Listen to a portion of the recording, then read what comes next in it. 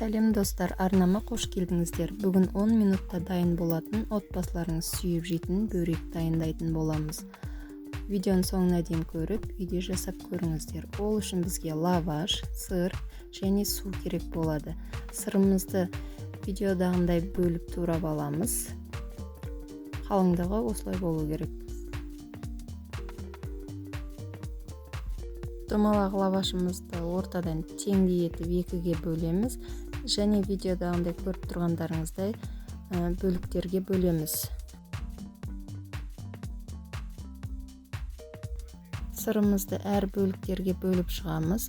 Сырымыз артық болып кеткен бөлігін кесіп алып тастаймыз. Дағыны екі жағын біріктіріп орайтын боламыз. Ұшына суды жағамыз.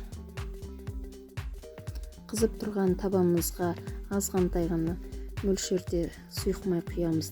Майымызды қыздырып, бөрегімізді салып қуырамыз.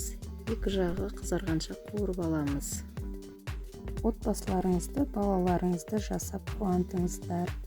Небәрі 3 заттан тұрады, көп затты қажет етпейді. Жасап көріңіздер, өте дәмді шығады. Ас болсын,